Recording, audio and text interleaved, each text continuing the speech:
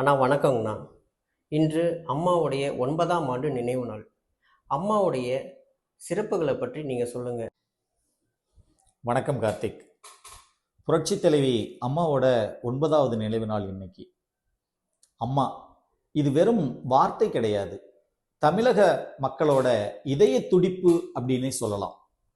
புரட்சி தலைவி அம்மா அவர்கள் மக்களால் நான் மக்களுக்காகவே நான் அப்படிங்கிற ஒரு கொள்கை முழக்கத்தை கையில் எடுத்து ஏழை எளிய அடித்தட்டு மக்களினுடைய வாழ்வாதாரத்தை மேம்படுத்துவதற்காக தன்னுடைய வாழ்நாளின் இறுதி காலம் வரை போராடியவர்கள்.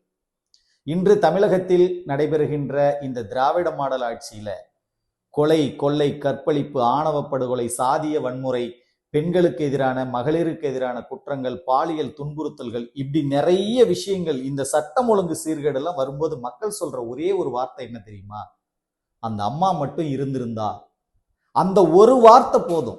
புரட்சி தலைவி அம்மா அவர்கள் அனைத்திந்திய அண்ணா திராவிட முன்னேற்ற கழகத்தினுடைய முகமாக மட்டும் பார்க்கப்படவில்லை, தமிழக மக்களினுடைய முகமாக பார்க்கப்பட்டார்.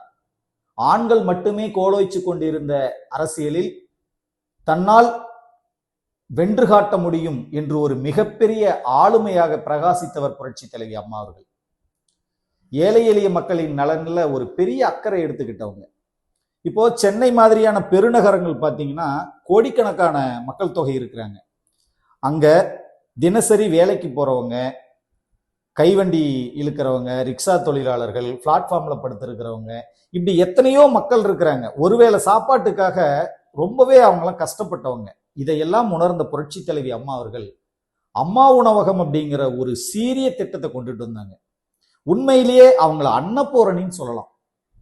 தமிழகம் தாண்டி, இந்தியாவை தாண்டி, ஐக்கிய நாடுகள் அவை வரை பாராட்டு பெற்ற ஒரு திட்டம் தான் அம்மா உணவகம் திட்டம்.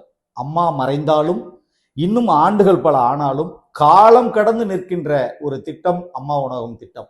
இந்த மாதிரி எத்தனையோ திட்டங்களை எல்லாம் கொண்டு வந்ததுனாலதான் அம்மாவை அம்மா அப்படின்னு வாய் நிறைய அழைச்சாங்க. இன்னைக்கு அவங்க இறந்து 9 ஆண்டுகள் கடந்தும் அம்மா மட்டும் இருந்திருந்தால் அப்படிங்கிற ஒரு வார்த்தை தமிழக அரசியல் வரலாற்றில் நிலை பெற்று இருக்கிறது என்பதே அவரது ஆளுமைக்கு மிகச்சிறந்த உதாரணம்.